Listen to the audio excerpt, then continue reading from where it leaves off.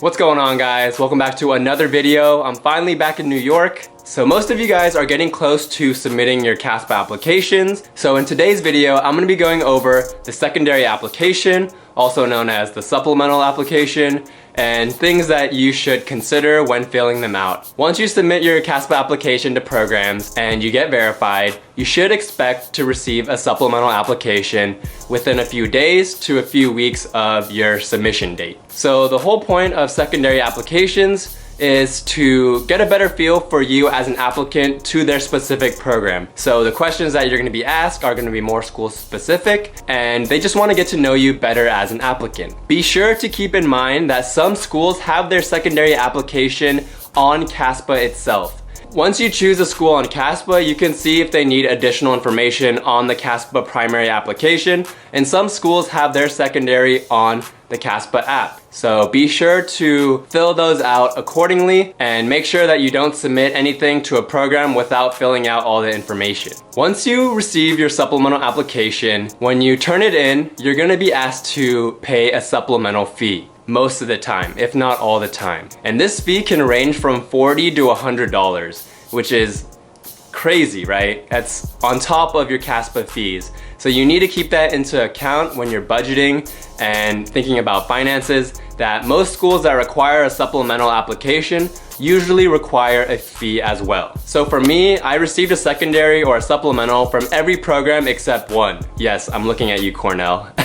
So most schools will send you a secondary application, whether they like you as an applicant or they want to make a little bit more money through the supplemental fee, which is lame, but it's part of the process. Most of the questions that you get asked in the supplemental will be school specific. So what I mean by school specific is they'll ask you questions like, why did you apply to our program specifically? What makes you a good fit for our program? They may ask you to expand on your clinical experiences, your patient interaction, your leadership and volunteer opportunities. Again, it's for the schools to get a better feel for who you are as an applicant, a little bit more in depth than the CASPA application. So since you're gonna be asked pretty school specific questions, you wanna be sure to know the mission statement, their goals, and school specific experiences that the students get to experience that stand out to you and that attract you to the program. So when you answer the question, why did you apply to our school specifically, you don't want to just list the mission statement or their goals.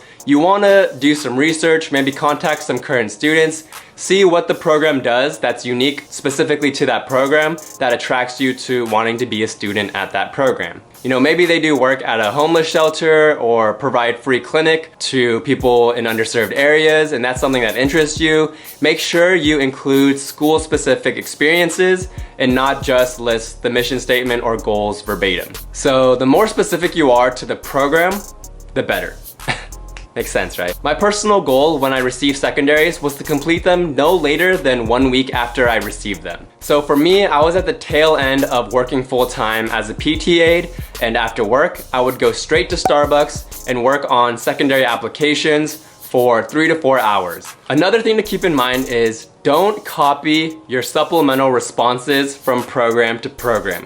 You're gonna be asked a lot of similar questions. They're not gonna be the exact same, but you're gonna be asked very similar questions from different schools, and you wanna make sure that you write a unique response to each program. Yes, it's okay to recycle the main ideas and your main experiences that made you stand out, but you don't wanna just straight up copy and paste from one program's supplemental to another. So if you are writing a lot of secondary applications, you're gonna run into writer's fatigue. So you wanna make sure that you don't get writer's fatigue and don't reuse or recycle exact same responses to supplemental applications. Looking back at some of my essays and supplemental applications, I noticed that I got writer's fatigue and I would just end up copying and pasting one supplemental response to another and just tweaking it so it kind of fit the question and kind of answered the question.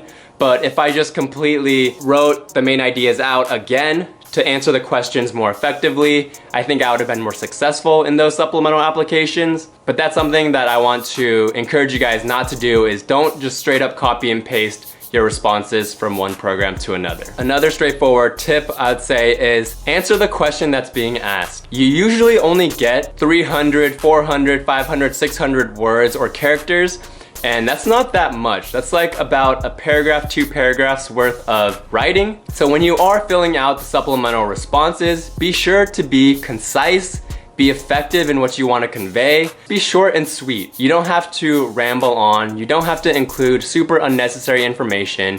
You want to be concise, and you want to make sure you make yourself stand out for all the right reasons. So in terms of the content of your responses, I like to include experiences that I talked about in my CASPA application so that everything comes together. You can include information or experiences that aren't included in your CASPA application, but I think it ties your application together if you include specific experiences that you touched upon in your CASPA application so that your experiences stand out more and the admissions committee get a better feel for you as an applicant and as a person doing these experiences. Again, you want to talk about experiences that have helped shape your path to PA. So you want to include relevant information. Similarly to your CASPA application and your personal statement, make sure you have someone read over your supplemental responses. Make sure there aren't any grammatical, punctuation, or any type of errors in your essays. Be sure to double check your work. So like I mentioned, I received a lot of secondary applications all at once,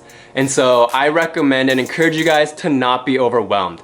It's gonna be overwhelming to receive them all. It's also very exciting. You wanna shift those emotions as positive, that you've received supplemental applications and that you can't wait to get started on them. So channel being overwhelmed into a positive stressor. You're excited to get started on these supplemental applications. These schools are interested in learning more about you, and you can't wait to write more school-specific responses. So don't be overwhelmed. You're gonna receive a lot of secondaries in a short period of time, and it is gonna test your time management, and you wanna just make sure that you put in 100% of your effort. In terms of the order of filling out your supplemental applications, what you can do is either fill them out from the date that you receive them, or your own personal ranking of programs, or you can finish them by their earliest deadline to the latest deadline.